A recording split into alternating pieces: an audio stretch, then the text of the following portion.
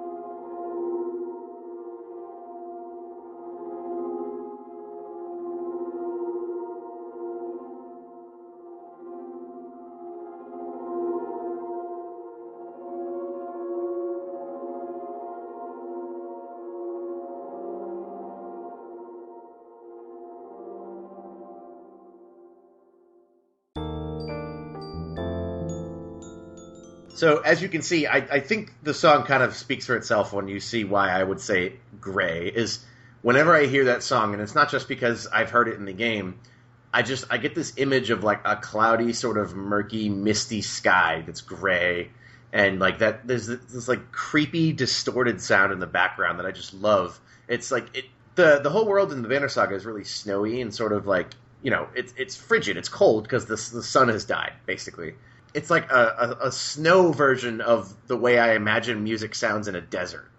Because it's a wasteland, but it's like, when you see, like, in a movie, there's, like, that heat shimmer and the guy's hallucinating and you hear that sort of weird sound. It's this, only it's like, I don't know, gray is not a musical term, but I'm using it. That's how I think of it. That's an apt comparison. I usually get oddly specific mental visuals when I listen to stuff. And for this, I got, like, a snow-capped temple in the middle of nowhere that's all desolate and abandoned and dilapidated. Yeah, so interesting track. I don't know if I would call it. It's not peaceful for sure. It's definitely somber and has kind of a. What's the word I'm looking for? Unsettling. Yeah, it has an unsettling tone that coincidentally ties in with our theme a little bit today. Yeah, not the unsettling part, but the quiet, somber part. Yeah, it actually sounds. I didn't think about it because when I was listening to it, I was thinking wintry, and I haven't played the Banner Saga, but I've seen some screenshots, and it definitely did give me the exact mood that you described. So I'm guessing it works, whether or not you've played the game. Oh yeah, that's the thing is, like, Austin Wintory has such amazing range. Like, a lot of composers, and this is not to their discredit at all, tend to stick with similar styles a lot, and, like, they branch out a little bit, but you can sort of identify a composer by their style. Austin Wintory just has, like Monaco is like a piano jazzy solo thing with only piano. Journey is Journey. I don't even need to explain Journey. It's amazing. If you haven't heard it, go listen to it and go listen to Transfiguration too. And then the Banner Saga is just this completely different beast. So there's such range in the music he creates, and it's also evocative that I have many A pluses to deliver to this track and all of his work. That I have a single A plus. Description. Oh, sorry. You have a single A plus. Okay. So the next track is a mana track, and that's going to be a continuing theme for today. So somehow, again, I feel like we get these themes, and we're like, yeah, we're going to pick such varied stuff, and then we pull from the same games because we're the same people sometimes. But one of the mana games we're playing a track from today is Rise of Mana, which is the newest one in the series. It is an iOS game that came out in Japan, I want to say late last year, maybe earlier this year. I can't remember when exactly it came out. Hasn't been announced for release here, although I wouldn't be super surprised to see it. This is an action RPG, so it's not like a card game or whatever else they've been spinning off into oblivion with lately. But Rise of Mana looks like a decently good game, but more than anything, it has a pretty darn good soundtrack. It's got some notable composers on it, like Naoshi Mizuta and Masayoshi Soken from Final Fantasy XIV. What? And the track that we're listening to is called Sunlight Through the Trees, and this one is composed by Takeharu Ishimoto, so he should be familiar to some of you if you're familiar with, like, The World Ends With You. Yeah, Mac from RP Gamer, he's always asking us to do an Ishimoto episode, and yes. This is not an Ishimoto episode, but there is Ishimoto here, so you're welcome. Yeah, so we're going to listen to another fairly peaceful track before we move on, so let's take a gander visually? Orally, I don't know what I'm saying. Let's listen to it with your eyeballs. Listen with your eyeballs to Sunlight Through the Trees.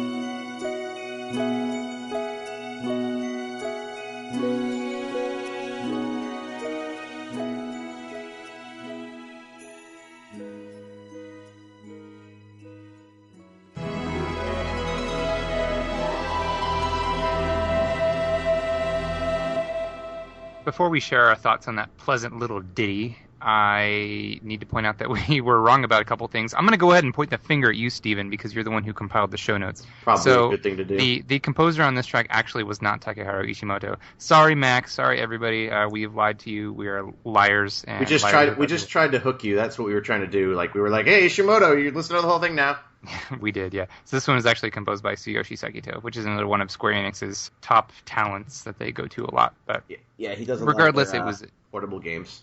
Is a pretty cool track. And Mike, what did you find out about this? Yeah, it actually released in the beginning of March in Japan, so it's actually fairly recent. Okay, so it's pretty new. Yeah, I know the album came out because I got the album when it came out, and I think that was around the time the game released, or maybe it was in April. I think it might have actually been like almost the same day the game released. Okay.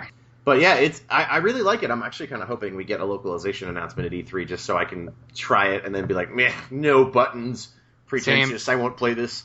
Well, but I do like my buttons, but I think this would do really well as a Vita game if they ported it over. Yeah, like it has pretty graphics and stuff, and as you can hear here, the music is. So I don't think the music is incredible, but I don't mean that at all to say I don't really like it, because I really like this soundtrack. It's very like I listened to it, and I think the word you used was pleasant. Mm-hmm. I hear it, and I think this is relaxing. This is nice music. Nothing is bad, and a couple of the battle themes are really good. I picked this one, though, because it's a little more in keeping with our theme. I imagine this is like the song it plays on like the data select screen, or like when you're creating a character, and it's like this just soft, calm, everything's getting started sort of thing. Although, I'm guessing since it's called Sunlight Through the Trees, it's probably a forest theme. But yes. I don't think there's anything wrong with it being just good. Yeah. I don't want to go off on a tangent about, like Watch Dogs being in not so good game because it averages 82, but I think not everything has to be amazing. Yeah, we actually talked about that on the last random encounter, I think. Yeah, we did, and it's a really good conversation to have, is that, you don't have to feel like your taste in something is invalidated because it didn't get a 900 out of 10. This song, I would say, is a 7 or an 8, but I like 7 or 8s. Me too. A lot of my favorite songs are 7s or 8s. Like, if Final Fantasy IX got reviewed today, I'm sure it would get a 7 or an 8, but I'd give it a 5,000 in my life. Yeah, well, you have to strike a balance between something being good enough to not be a quote-unquote waste of your time, and something not being the most amazing thing you've ever heard, because there's plenty of room for things that are just good or great. Not everything that we listen to or play is going to be the ultimate game, the ultimate soundtrack. Yeah, so, not everything can be Chrono Cross. True. Yes. But I think that the Razumana soundtracks falls squarely in that, like, we don't score albums, but if I were to score this album, I'd give it maybe like a 7.5 or an 8. I just think it's pleasant to listen to, and it has a lot of good kind of nostalgia tickling tracks. So I would recommend it, actually, if you're fond of PlayStation era RPGs and that kind of sound profile. Yeah, you'll probably like it a lot. Yeah. Yeah, that's exactly how I think I did describe it when we were first talking about it. Is I feel like it's a PlayStation 1 era soundtrack, and in that regard, I think a lot of people will like it. So moving on from that track, I cheated a little bit.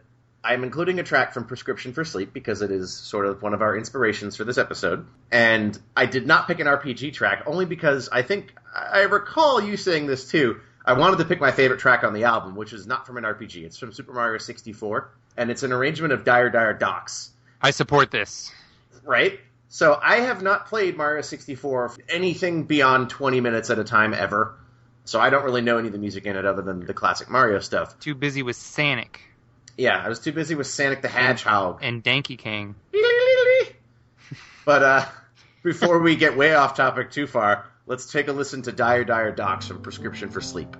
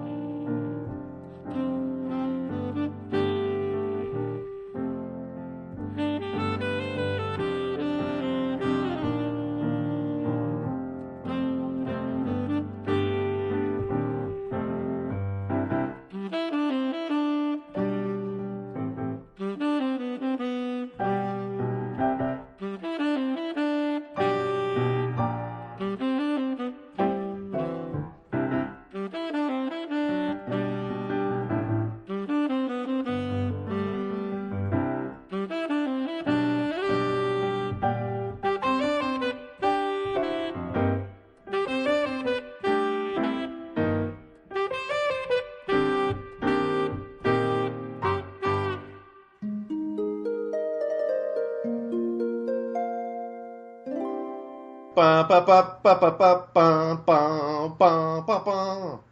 What? Sorry. What is that?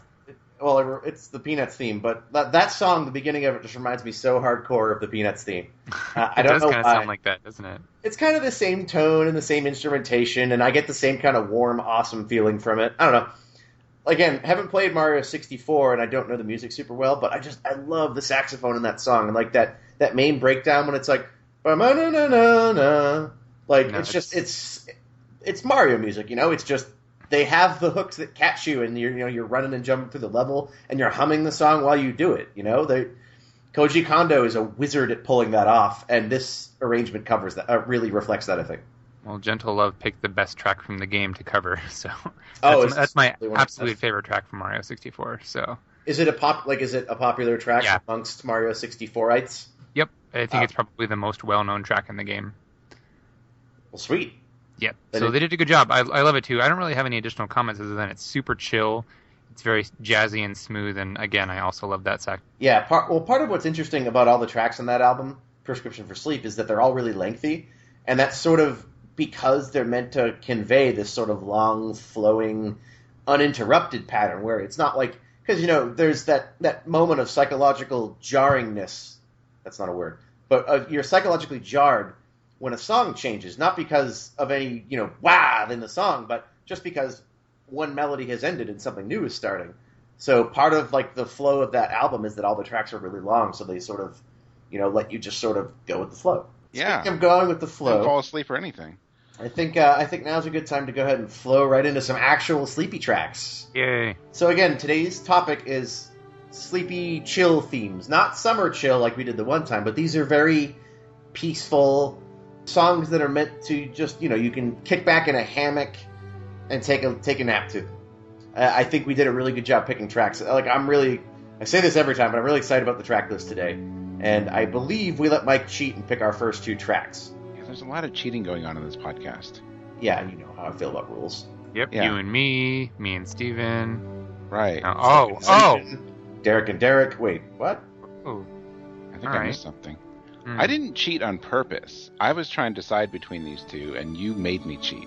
You said, this one's really short, so just use both. Correct. You really didn't give me an option. Not really. So my first 2 tracks are both from Dark Cloud 2, or Dark Chronicle, but no one calls it that, so I'm calling it Dark Cloud 2. They do if they're in Europe.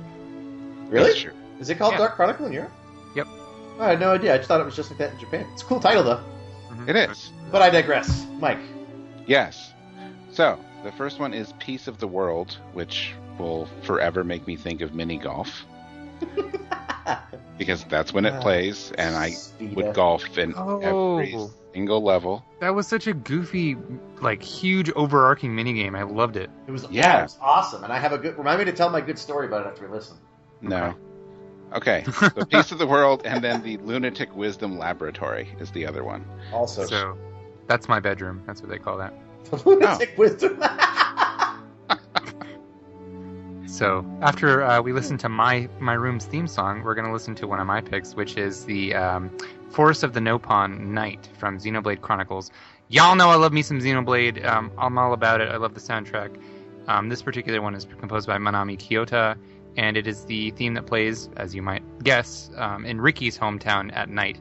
And I actually have another one coming up later on that's from a different location in night, but I thought it was a very peaceful, gentle, sleepy kind of track. And then Steven picked our final track for this block. Yeah, and I wanted to pick something we had never played before, because, I always like to do that. And I picked a track from Koudelka, which is an old PS1 sort of strategy, turn-based RPG. It's genre, if it was a Tales game, its genre would be Weird Dark RPG. It's a Weird Dark RPG that is sort of a spiritual predecessor to the Shadowheart series. The character Koudelka is a witch who is the mother of one of the characters in Shadow Hearts 1. And the track I picked is Patience, but it's the live version from the soundtrack. The soundtrack is a lot of, ambiance and then, maybe 8 or 9 actual songs. And this comes at the end. There's 3 live arrangements of some of the tracks from the game. All right, then. Well, let's go ahead and take a listen to Piece of the World, Lunatic Wisdom Laboratory, Village of the Nopon, and Live Patience.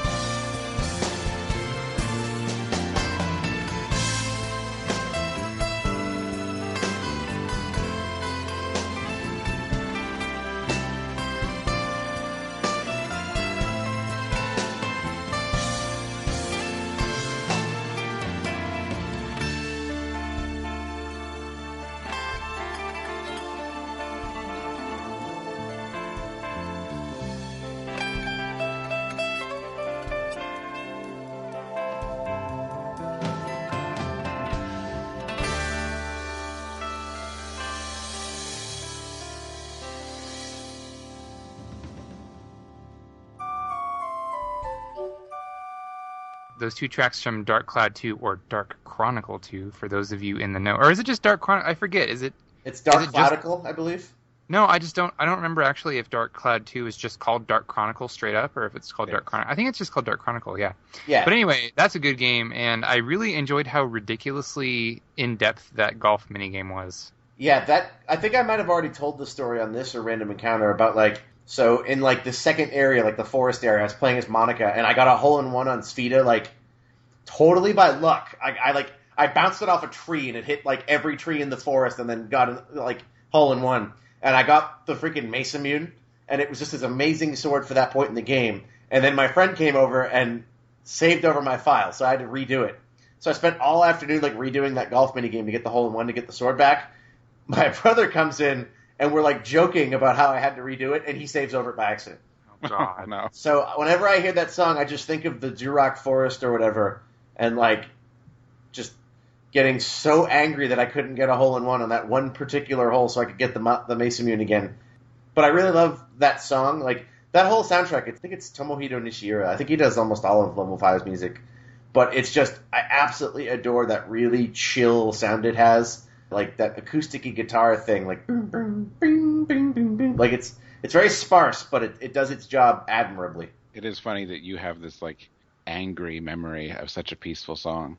Because I'm listening to it now and it is peaceful, but then when I think back, there are some courses and levels where it was really, really frustrating. So if I really think about it, I probably also equate that song with, like, horrible things. But it's peaceful on its own. Oh, yeah, absolutely. Oh, actually, my brother and I we had two geckos. We named them Monica and Max, too. Aw. We really liked Dark Cloud 2. It's precious. It's precious. I actually liked both of those characters a lot, too. Yeah, I appreciated that. Game. That was an earlier memory I have of a game where the girl was the swordswoman and the guy was like the bludgeon people to death with blunt objects. Whatever you want to call it. Yeah. So yeah, I appreciated that, a little bit of a role reversal there, even though it wasn't super different. But yeah, so that was a great track. And then we listened to Lunatic Wisdom Laboratory, which now that I've listened to it, I'm not entirely sure if I'd say that's my bedroom's theme. Really? Because I'm even more sure now. Oh, okay. Well, I just like the title of it, really. It's a chill track. I didn't have any particular feelings about it. But. I really love the piano in that the image I get of that song, and this is probably not the right image, and it's probably being tainted by the fact that we said it's your bedroom theme, but it reminds me of the sex song from Terminator 1. And I don't know why, because that's not at all the case. But yeah, I try not to be a Terminator in the bedroom. Maybe like never mind. I have no response to that. I have no idea where I was going. I mean, this is a PG podcast. This is a PG podcast. Maybe PG-13. My life is R, but podcast is PG-13. Yeah, cool track, though. And then we listened to Village of the Nopon, or as I keep calling it, Saihate Village, because I guess that's what it was called in Japanese. Whatever it's called, it's an awesome song that the first thing I wrote is that it reminds me of Wild Arms. I can't quite place why, but it has this, like, really Wild Arms-y quality to it. Like, it just reminds me of some sort of frontier town, I guess. I like the ukulele and the accordion.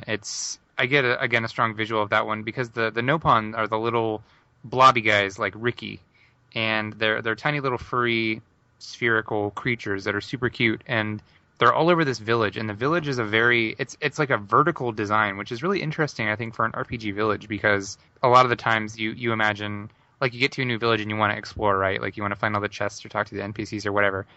And you just kind of go along this horizontal area and find each thing and check inside the houses and stuff. Well, the village of the Nopon it's like a column.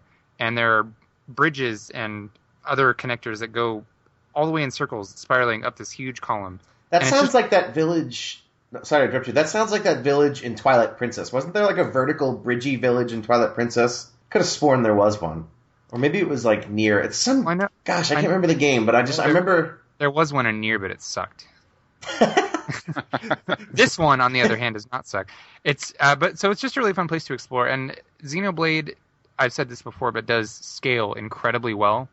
And it's really cool to just go up to the top of this village, and you see all these tiny little Nopon just kind of gently swaying, like, back and forth and going about their business. And I just think it's adorable, and I get a great visual from it. I used to leave the game there and let it idle a lot because I like the music so much. Xenoblade is a game, like, I've done that before too. Like, I'm playing it again now, and it's like I want to leave it on, like, when I'm in the Gower Plains or something, because I'm like, man, the song here is so cool. That's just a game that's conducive to that, I guess. That's actually, well, it doesn't fit for this one, but the Gower Plains is, I think, my favorite track in the game. I think Derek actually picked that one in an earlier podcast, if I recall. Yes. Somebody picked. Well, yeah. Okay. I have. That's my favorite track in the game. But the entire soundtrack is so good. You could just pick anything. It really is. Xenoblade is one of the first soundtracks I reviewed at RPG Fan, and I wrote way too much about it, but so good. Yeah, I really like this choice. Not to spoil anything, but before we refined our tracks for this episode, between Derek and I, we had 3 nighttime Xenoblade themes. So there's obviously something about the nighttime themes in that game that really fit this topic. They make you sleepy, but in a good way. In a very good way. And then the last track we listened to was the one I picked. So I don't have a whole lot of experience with Koudelka. I own it, and I've owned it forever. Like, I played Shadow Hearts Covenant first, went back and bought the first one, and beat that one, and loved it. And so I was like, oh, Koudelka, it's related. I'll get it. And it's not at all like Shadow Hearts. It has the same kind of dark narrative, but it's such a weird game that I could not tell you much about. But the music is by Hiroki Kikuta, the Seiken Densetsu guy, and, I mean, among other things, I don't mean to reduce him to just that, but there's a certain quality in the music to Koudelka that really reminds me of, like, Seiken Densetsu 3, and I just really like it. And in this case, I love the live performance of it. Especially for a PlayStation 1 game, like, the whole soundtrack in this is sort of ahead of its time in terms of, like, the audio production on it.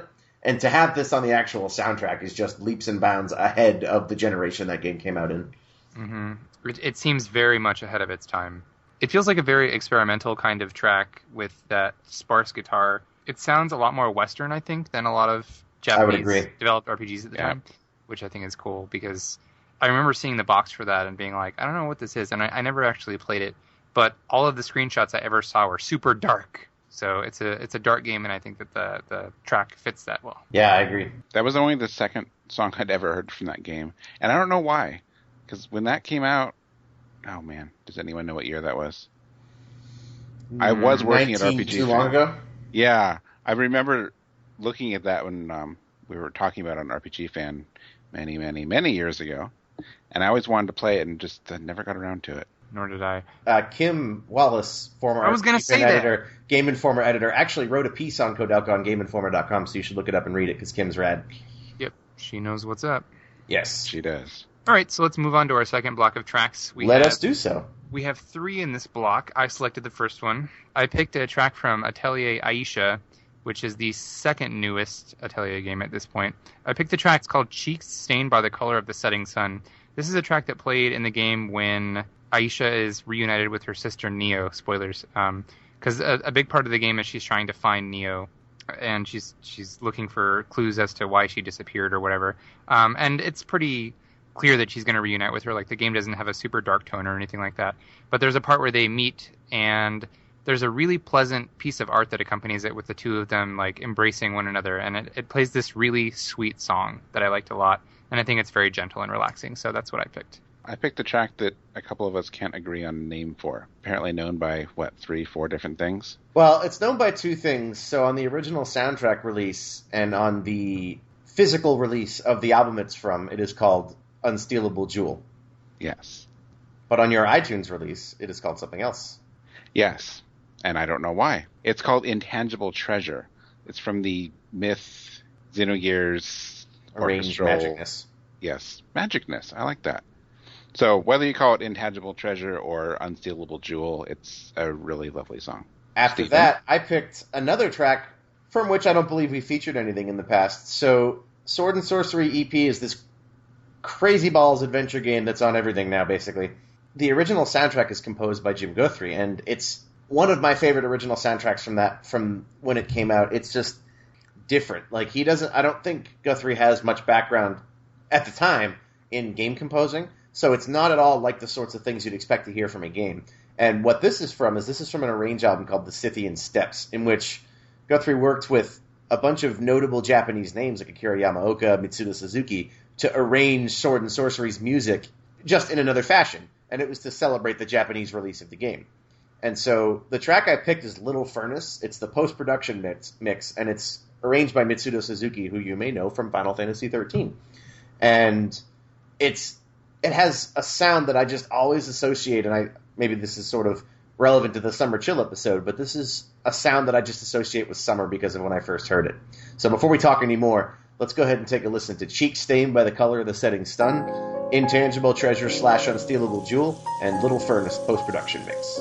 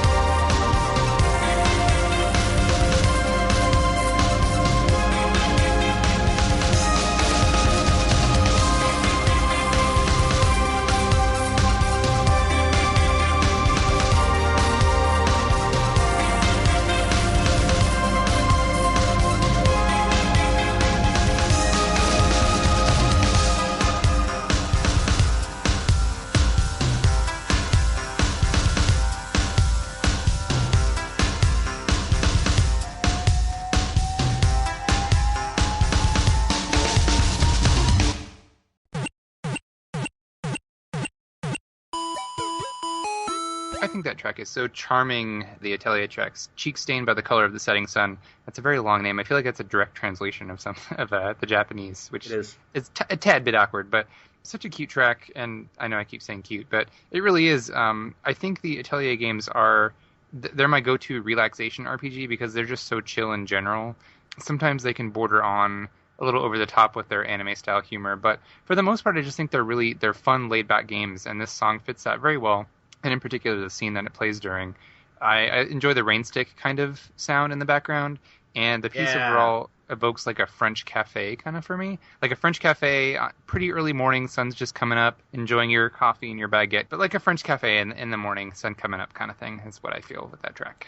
Atelier music is like, it's not a series, and I've said this before, so I won't say it too many times, but like, I don't play many of the games in the series. I've only played Iris, and I've sort of peeked at the other ones, and they all have a really pleasant presentation that doesn't seem like, again, it's not trying to set the world on fire like Tooker's guest pick from the last episode. But it's just good. Like, it's relaxing music. I think that's the best way to describe it. Like, I hear it, and I'm like, yeah, this is pleasant. Like, and I think that's the whole goal of those games is, a nice, relaxing, pleasant RPG. And Mike, I know you like this one too. You said you didn't finish it yet, though. I haven't, but yeah, everything about that game is pretty much adorable and lovely. I liked it a lot more than Eska and Logi too, and I hope that the next one goes a little bit back towards that style. I feel like Eska and Logi lost a lot in characterization, and it just had this cast of like over the top characters, and it wasn't charming anymore. Because Aisha has a very laid back atmosphere in general, whereas Eska and Logi is a lot more focused on actually quote unquote working. Because in that game they're actually they're fulfilling government tasks, whereas Aisha is just kind of a girl trying to do something, find her long lost sister, and she's living in this cute kind of French inspired town, and so the music reflects that, and I enjoyed the pick. It was my pick, but I like it. Yeah, it sounds like Eska and Logi kind of gets away from the vibe that the rest of the series has. Yes, not necessarily in a bad way, but charm. Yeah, it's not quite as charming. So I'd agree completely. So following that, we listened to one of Mike's picks, which was Unstealable Jewel / what was it? Intangible Treasure. Intangible Treasure, one of my favorite tracks from Xenogears. Why'd you pick that one, Mike? Because it is good. Because it's good. While we were listening to music, we were talking about the album, and I think we all kind of feel the same way about the album. I mean, correct me if I'm wrong, but it's a really good album, although it's not much different from the original soundtrack. Not that it needed to be. It sort of disappointed me, and I hate the review I wrote for it, so don't go read it. Now everyone's going to go read it. But my review is a little bit negative and a little bit speculative. Like, I sort of get mad that it's not basically a Mitsuda Arrange album that is not Xenogears. There's already been Xenogears Arrange album, so I was a little disappointed that we got another one as opposed to a Chrono Cross Arrange album that we've been promised for 900 years. But what I didn't feel the same passion for the material in this album that I did in Dramatica. Again, I hate to use that as my go-to example, but it's relevant today. They're technically proficient, but there doesn't feel like there's a lot of heart behind these arrangements. That said, the original composition is excellent, and in this case, it is represented very well. So I do like the track. I wouldn't say I love it, but if you like Xenogears music, you probably can't go wrong with listening to an orchestral version of it. I agree with you guys that it's the Myth track selection isn't the very best, but it's one of my favorite tracks. So I don't think there are enough. It's good. It's good. Good things are good. It's a good song from a good game. There, that's my review. Good things are good. Stop saying good, Sean. You sound like an ass. Points to anybody who gets that reference. The track we listened to after that is the one I picked, Little Furnace post-production mix from Scythian Steppes. And I could go on and on and on about that song, and I hope I haven't told the story, but yeah, when I was living in Ohio before I started graduate school, I was there for 2.5 months in this terrible apartment with a roommate who turned out to be one of my good friends, going to a Japanese program, and every day I had to walk across the Ohio State campus in this blazing hot heat. It was just terrible. And I had this album on repeat, nonstop. So whenever I hear this song, I just think of walking to the gym at Ohio State and going swimming at the Ohio State gym and just the environment around it. And just all the different layers come together, and it has this really smooth flow that it's airy, and I don't generally listen to music when going to sleep, but I will admit I've listened to this one falling asleep a few times, and I just adore it. This song is a little bit more dynamic than some of the other ones that we picked, especially at about 2 minutes, 15 seconds into it. There's a really cool transition or extra layering added in that I think makes it super, super good. It's good. That's what I'll say. It's good. It's a good song. I like it. It's good. It's good because it's good. Good things are good. Good things are good. That's also my favorite track from that Arrange album. So we're on a roll here picking my favorite tracks from certain albums. So let's keep it up. Let's keep catering to my tastes. That's how I live my life, Derek. I know. You're such a sweetheart. So you want to move on to block number 3? Block number 3. It's not a question mark block. It's one of the colored blocks from Super Mario World. It's a We're going to hit it, and cool stuff is going to come out of it. Oh, it's a POW block. We're going to hit it, and Mikey's going to fall over, and then boot him off the side of the stage. Wow. Sorry, Mike. That's pretty missed. It's just where we're going. Oh, I am the guest here. I guess that's fair. Yeah, we got to be great to the guest. Anyways, I picked the first track, and this is from an album called Chill SQ, and if you're familiar, Square Enix has this line of albums they release where they take some sort of adjective and then add SQ to it. So there's like Beer SQ, which is pub tunes. There's Battle SQ, which is amazing music and also like dance electronic sort of stuff. Chill SQ is exactly what you might think. It's like relaxing arrangements of Square Enix music. And this is Warm Alive, Live Over Again from Live Alive. Another Shimomura track from Steven. Shocking. But I really love this mix because I'm not inherently against dubstep. You know, it can be used for good and it can be used for ill. And in the case of this song, it's a really subtle sort of like wubby, bassy thing they have in the background that I think really complements it well and makes this just a really chill, like warm track that I like a lot. And then, Mike, I made you pick the next track. Well, I didn't make you pick it, but I asked you to. I picked the Sacred Haven from Final Fantasy Crystal Chronicles, The Crystal Bearers, which, when that game was coming out, was the thing I dreaded typing most on the site. Because Why? it's like 9 pages. It is the longest title. It is one of the longest titles I think we have on the site. I used, to give you an indication, well, I mean, you know how long the title is, but in the show notes, I made the first 4 words of the title an acronym, and still it took up more space than the title above it. It's FFCC: The Crystal Bearers. Yes. It's a very long title. It is. Which is not the point at all, but this is a cool song. This is, I think it's the title screen. I know it because it was on the teaser site for the game, but I'm pretty sure it's the title screen too. You didn't pick that Surfin' one, whatever it's called? Surfin' Lail? Surfin' Lail? That's a great Not song. about it. We played that one, though, I think. I think we did, actually. I think that's why I know that track title. Surf and Lail. And the final track in this block is one of my picks. It is World of Mana from Legend of Mana, which is kind of confusing because isn't there a mobile game called World of Mana? I think Or World maybe of Mana it's just the name of the series is World of Mana. Yeah, it was kind of like what they were doing with Final Fantasy 13. Oh, yeah. World of Mana was going to encompass all these different things, and I don't gotcha. really know what happened with it. Like they had Evil East, too, although Evil East is amazing and they're allowed to do that. Yes. But this is the track that plays in Legend of Mana on the map screen where you're placing your artifacts and creating your world. Always loved this track, and it really, really got to me back when I got the game. I think I remember checking out videos of this on like, oh God, what was that site? It wasn't Game Trailers. It was Game Movies or something like that. One of those old sites that doesn't exist anymore. And I used my like 56K modem, or probably slower at the time, to download this movie super slowly.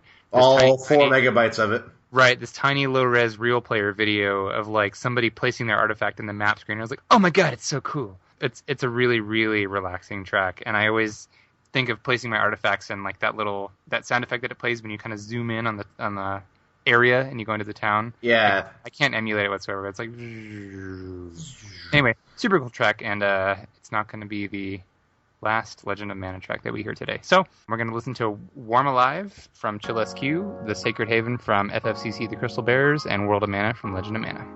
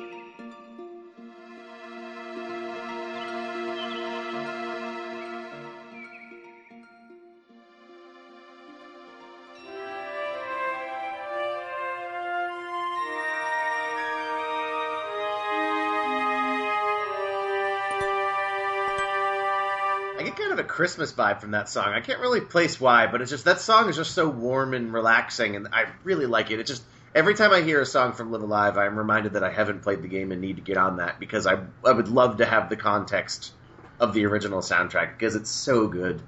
We had talked before about how I'm not the biggest fan of dubstep, but when it's used responsibly, like in this song, I actually like it. This is a good example of it being well done. Because I know that we had talked about, I think it was the Tales of EDM album, where I just felt like... Yeah, it was that. It was that one. I think it was something by Micah. But it was one of those albums where everything was just like... Cow, cow, and I was like, you just took every dubstep effect you could think of and threw them all into one thing and then had an original melody somewhere in there. And that to me isn't really creative or fun to listen to. So this song does a really good job because a lot of that wubby kind of sound is in the background and it doesn't overtake the main melody of the song. So I liked it. It was good. Yeah, I would agree completely. And I get kind of like a Nights vibe from it, like Nights into Dreams. I don't know why. It just it really reminds me of like going to Sears and seeing the Nights demo and just I tell myself I'm going to play Christmas Nights on Christmas every year and I always forget. Every year, you should be doing that, though. Christmas Nights is awesome. It'd be great if Sega would just remake it, so that way I could easily play it. They did. It's on PSN. What? Yeah. Nights? Really? Yes. There's a Sega game that you didn't know about? I think it was free on PS Plus at one point, too. But, yeah. It came out a couple years ago. I'm a horrible person. It's on Steam, too. Yeah. Oh, my God. You didn't know that? No! All right, well... We've learned you something good today. I will tell you, though, that with 3 clicks, now I own it. Okay, good. Anyways, we learned a lot today. I like that track a lot. I also really like the Sacred Haven. Like, I feel like it has this really regal intro. Although, amusingly, I'm listening to it, and that like that sort of like foggy, distorted sound in the background reminds me of the intro to Shin Megami Tensei. Which one? Nocturne. When there's when the screen... it does. Yeah. It does actually, like the title loop, a little bit, but it's only that background. Yeah, just that first part. But then, I really like that soundtrack in general. It's crazy and weird. Not crazy, but it's it's very non-traditional for a Final Fantasy game. There's a lot of composers that are not typically associated with Final Fantasy, and just it's really cool that not that I don't love the fact that Shimomura is doing all of 15, but it would be really cool to see them take like a main Final Fantasy game and take those kind of risks music-wise of getting 6 composers that they don't normally use to do a really different sounding soundtrack. I think it'd be really cool. I think that's why, speaking of Shimomura, why I'm really excited for FF15's soundtrack, because I want to hear the stuff that isn't the really over-the-top operatic battle stuff like Somnus. Exactly. It's fine, but I'm really, really excited to hear the other stuff, like the town kind of themes or the laid-back themes or the quirkier stuff, whatever Shimomura can come up with for that, I think it's going to be really stellar. Yeah, like, I was talking to Mike the other day about the Cavern of Remembrance theme from Kingdom Hearts 2 Final Mix, and that's a great track that isn't a battle theme. It's just, it's a very somber dungeon theme, and those are the kinds of things that I can't wait to hear from 15 because they're going to really shape the experience for me. I would agree. But yes, to go back around, Sacred Haven is a really cool track that I feel bad that it's relegated to a sort of black sheep of the Final Fantasy family. Yeah, it's a weird game. It for some reason in my mind it sticks out alongside like Stretch Panic, although Stretch Panic was not good at all. But it's just one of those games that had like this one central gimmick that they made the entire game around, and then it ended up not being such a great gimmick. In this case, it was just levitation power and grabbing stuff and throwing it around, but there wasn't a lot going on outside of that. So I wish it would have been a better game, because for me, it had great production values, but not really great gameplay. Mm. So the visuals were great, too. I mean, I just wish it would have been more fun to play. More of a game? More of a game. But at first I thought you said stretch pants, and I laughed really hard, but then it was like my stretch pants that I wear. I wear my stretch pants when I'm podcasting. Yeah, well, I mean, I'm wearing basketball shorts. That's not really the same thing, but similar material. I don't know, whatever. Anyway, I'm also wearing a tank top that I got for $5 that has a giant picture of a hamburger on it, and it made me laugh out loud in the store. So I was like, I have to buy that. Is it dark? No, it's just like a white tank top with a hamburger on it. I was like, why would anybody buy this? Why wouldn't anybody buy it? It's a hamburger. It was $5. How could you not buy that? I would have been disappointed if you didn't. Yeah. So anyway, World of Vinyl is a cool song. No, I like that song. I whatever year that was, I want to say 2010, 11. Gosh, is that whenever that's the not teaser, as recent as it used to be. I know. Whenever the teaser site went up for that game and that song was on there, there was something about it, and I would use it actually as background music a lot if I was working on something or designing something. So I'm pretty sure I've heard it hundreds, thousands of times because it's really short. But I mean, I would open up a tab in the background and put that on, and that would be my soundtrack for the day. Was that song? Then it's an appropriate choice for this episode because it's all about stuff that relaxes you or soothes you or makes you feel good. So it did all of those things. World of Mana is another great track, and this has been the running theme. I mean, obviously we're going to pick the songs that for us are either the most memorable or the most applicable to our topic. But again, this is one of my favorite tracks from World of Mana, maybe next to like Colored Earth, but that is not a relaxing song. It's just an awesome song. Yeah, that's an amazing song. Yeah, so World of Mana is very evocative to me of like that RPG intro where your character is waking up in the morning, sunlight streaming through the window. The track actually has birds chirping in the background, and it's everything about it is like early morning peacefulness to me. Yeah, I completely agree. Like, it really does have a like dawn of the world almost aspect to it.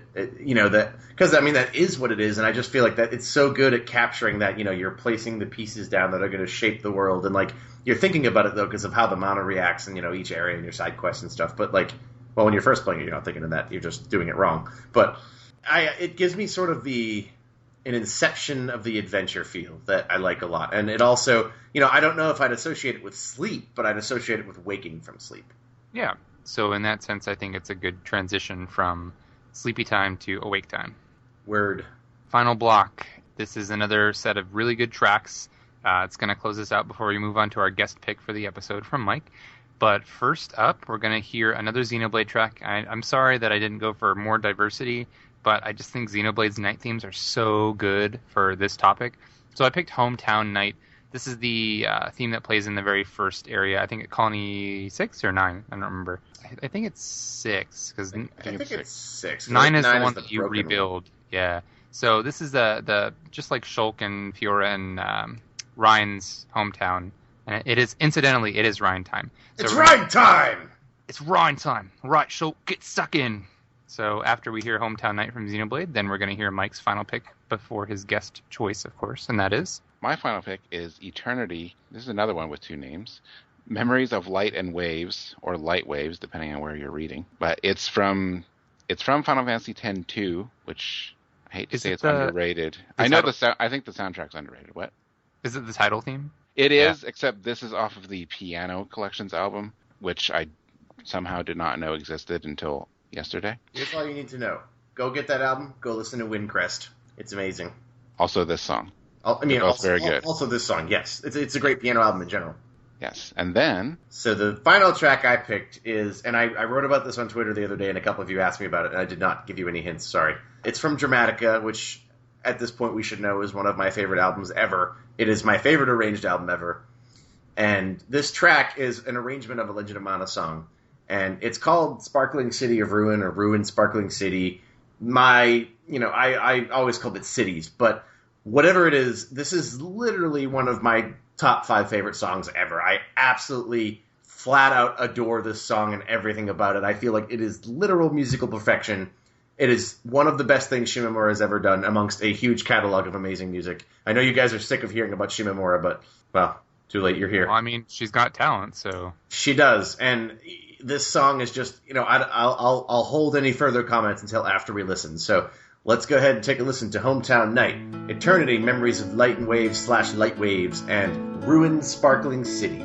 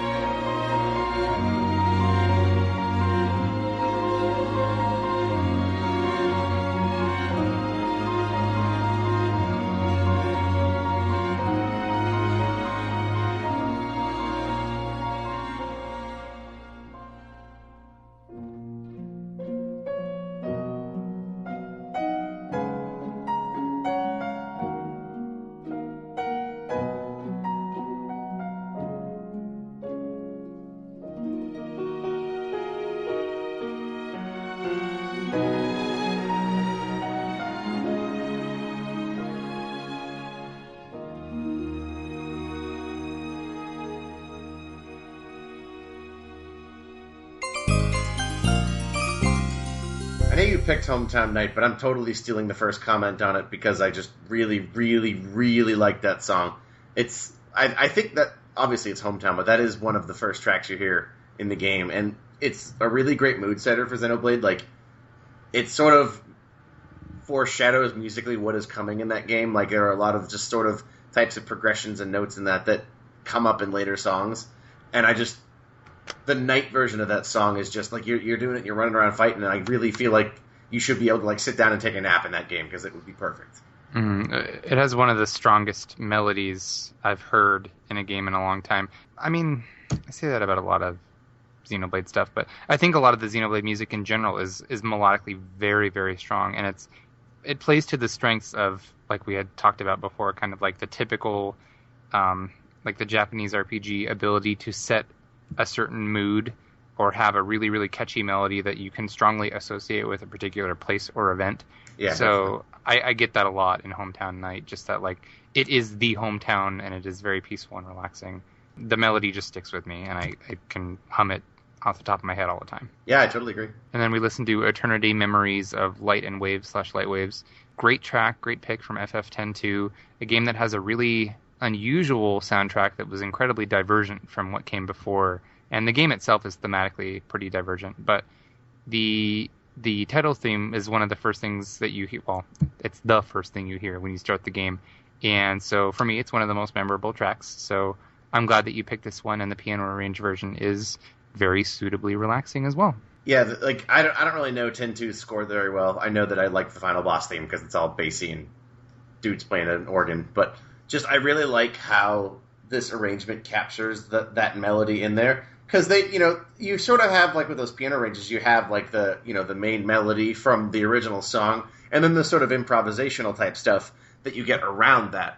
And just like with Windcrest, which again is just amazing, go listen to it, it's from the same album, this just really does a great job of dressing the melody in a really great piano presentation. I can't really articulate that as well as I'd like to, but it's definitely...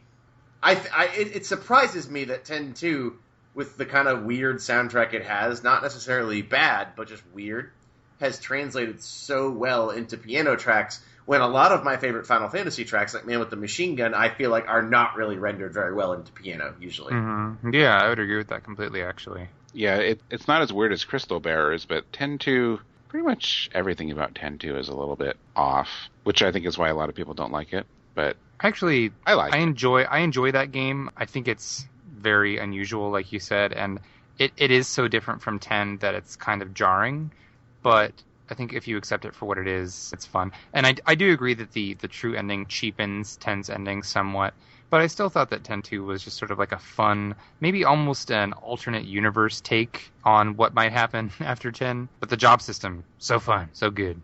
Yeah, I can't wait to play the HD version of it. I have it, and I'll get around to it once I get around to playing or finishing 10. And I think the serious parts of it are pretty good. I enjoy the main plot that involves Len and Shuyin or whatever. Shuyin, yeah. I thought that was pretty good. But for the most part, it's a goofy game with goofy music. But yeah, the piano version is surprisingly, not adult, but like mature. Yeah, like the game is very delighting in its own sort of goofiness. Whereas this feels very, like, heartfelt, like, that bum, bum, bum, bum, bum, bum part, like, just that really simple sort of play on that progression, that phrase, I guess, just really gets me every time. That's good stuff. All right, Steven, you've held it in this long. Tell us what you think about Dramatica's Ruined Sparkling City. It's one of the best songs ever. Oh, I already said that. Tell us how you really feel. Well, for starters, the violin performance is amazing, and that should not shock anybody. It was written by Shimomura. I guess the best way for me to describe it in terms of how I feel about it is that song is why I don't like Myth. And, I mentioned this earlier. I don't really like my review of Myth. I feel like it's not, great. But what I bring up is that after Dramatica, which when you listen to Dramatica, and if you, if you read Yoko Shimomura's Facebook or you just read interviews with her, she is a person who is utterly... not in love with her own work, but has passion for her work. Like, she is genuinely affected by the work she's produced, which I think is great.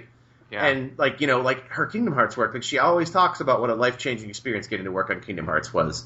And that's why for starters, I am just inclined to love this album because I feel like that's reflected in these arrangements. This is not a perfunctory Square Enix funded an arrangement, so we went and did it sort of thing. This is like someone looking back over their entire career and revisiting things basically with some heart. And it has an excess of that. And that's such an intangible sort of treasure, non-technical way to say, non-technical way to assess something. But Bob wrote a review once. His reviews of the Final Fantasy Guitar Solo Collections talked about this, that a lot of arrangements tend to lack heart. They're arrangements, and in this case, not that Square's arranged albums aren't great, but they're produced for profit. Like the SQ series is a profit thing.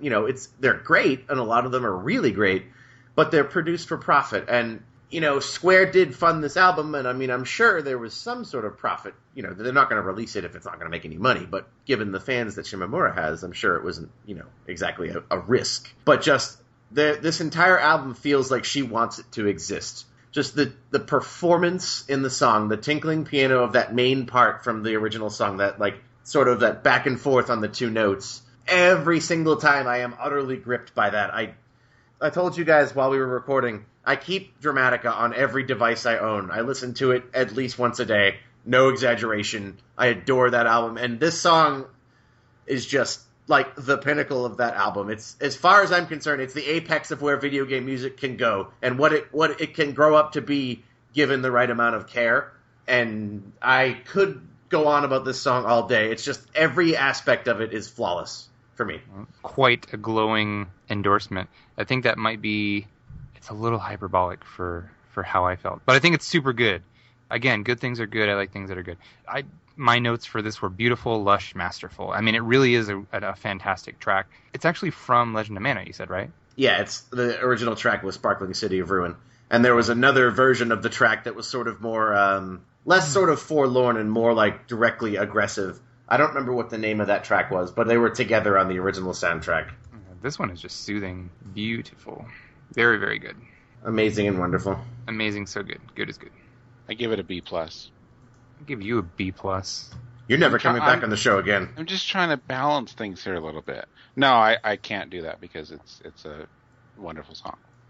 I really like that, and need to listen to the rest of the album before Steven disowns me. Yes, me too. Absolutely. I was telling Steven, I remember, I have it, but it's all the track titles are all messed up and stuff because I never bothered to label them correctly. So I keep forgetting that I actually have this album in my library. So while we were listening, I went through and labeled everything and put it on my phone so I can fully appreciate it. So well done. It's good stuff. It's fantastic, especially right around 340 when everything sort of comes to that crescendo. Crescendo, yes. Just we got to move on. I'll talk about it all night. Yeah. I adore this song, though, listeners. I would never make a top 5 list of music, but if I did, it would have this on there. Right, exactly. Well, I hope you guys enjoyed our selections for today and our theme, especially those little jingles that we sprinkled about here and there. So, as always, you can send us suggestions, ideas for topics, things you'd like to hear, ways we can improve. Whatever's going to make the show a more enjoyable listening experience for you, we'll do our best to meet those needs. If you want to talk to us, I'm at EmbryonX on Twitter, and Steven is at SJMTaylus, that's TAELUS on Twitter. And Mike is also on Twitter, although lately he's inactive, and I have to give him crap about it. But he's at Valkyrie Studio, so you could talk to him if you wanted to. Email us also. I'm Derek at RPGFan.com. Steven is Steven with a PH. Or Steven M with a PH at RPGFan.com. Review us on iTunes, please, please. That would be really cool because it makes us feel happy, and we know that you're listening when you do that. Tell your friends, tell your mom, tell your dog, tell your Doge, and they'll be like, oh, wow, such podcast. So exciting. Many reference. Yes, many reference. Thanks again for coming on the show, Mike and Derek, as always. Thank you. It was fun. This is a cool topic. I like it when we get to break out and sort of do the theme as opposed to last time we did a genre, and sometimes we do a series. I really like these ones where it's what's the vibe you got from this song? I think it gives you some really interesting insight into how people react to different songs. Although there was a lot of consistency in tone in the songs today, so I think it was a really solid sort of set of guidelines to pick music from. And it was difficult. I was racking my brain until an hour before the show with what I wanted to keep. I had 30 tracks, as always. But shorter format helps. We get more episodes. Mike, guest choice track. This is your second time picking the guest choice track, if I'm not wrong. It better be a good one. It better be a good one. You're fired. It's not. I think I was fired like 3 times already. I'm glad you picked a bad one. You're fired again. Okay, like quad fired? Is that what that would be? Quadrifire. Okay. Dark Firaga. When the Void mic Firaga. got fired. That sounds really painful. I'd rather just get regular fired. Everything changed when Mike invaded. Yes. That's kind of what I was going for. But Third TV show reference today. Yay. They don't allow you to have bees in here. They don't allow you to have bees in here. It's Bees! not relevant, but I just love that quote because it's so out there. Anyway, Mike. And then the show fell apart completely. Yes. Anarchy. Mike, what did you pick? Tell us. Go. What did I pick? I picked an Overclocked remix song. Good. Which is a remix from Lufia and the Fortress of Doom. It's Lufia's Dream by FaZe. I'm so happy. Yes. Usually it's Steven that gasps at you at the guest pick choice. This is one for me. I love some Lufia. I was impressed. I told Steven, like, you will not guess this because you probably would not expect me to pick Lufia. I think he thought I was going to pick Final Fantasy VI, and I almost did, but that's not the point. So yeah, that's what we're ending with. Lufia and the Fortress of Doom, Lufia's Dream by FaZe. Wonderful pick. Fantastic. Thank you. As always, thanks for listening, folks. Derek, Mike, thank you. And taking us out is the OC Remix version by FaZe of Lufia's Dream.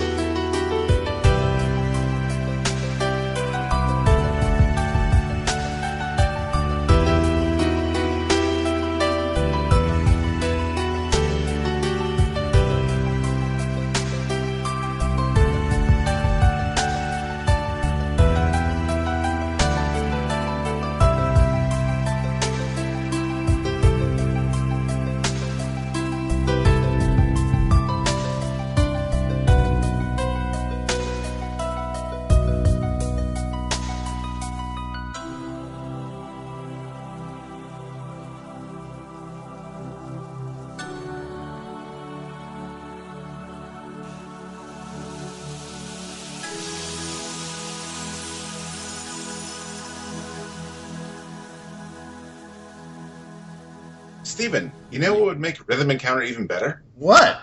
If we gave away free music to people. Wow, Mike, that's such a great thing to say. And as it would happen, thanks to Scarlet Moon Records, I have completely relevant things to give away to people. Smart listeners will note that we have included lots of in-related jingles and songs in here in today's episode, as we've mentioned a couple of times. Regarding those in-jingles, we have a brand spanking new email address in music@rpgfan.com, which is nice and easy to say, isn't it? So those of you listeners who write in and correctly identify the greatest number of jingles get free music. In this case, the person who correctly identifies the most and first, based on the time your email is sent, gets a digital copy of Prescription for Sleep, which was featured on, and in part inspired, the topic for today's episode. Two runners-up are also get some free Scarlet Moon albums, in this case the Monarch Heroes of a New Age Variations and Arrangements, which is an arranged album of the Monarch OST composed by Gumin Knots Nam, featuring tracks by Jenna Love, who we featured, Dale North, Josh Morse, and the composer himself. So, and that album is very much in keeping with today's theme, too, so if you like the theme, you might also like this music. It's not a game I think a ton of people have heard of, but it's some really cool music, so definitely getting it free is awesome. And so I guess if there's a tie, Derek and I and Mike and whoever else will come up with some sort of embarrassing tiebreaker to make you do in order to decide who gets free stuff. Like, we'll ask you to sing Eternity and record it and send it to us or something. Which, you know, if you refuse, you don't get free things. Or something like that. I don't know. We'll work that out later. But yes, go through, identify as many of the in-jingles in today's episode as you can, and email them to music@rpgfan.com. So go forth and listen to the episode over and over again to get the music. And don't cheat and use, like, Google Sound Search or something. I don't know if that'll work, but don't cheat. That's lame. So good luck, and start sending the emails. music@rpgfan.com.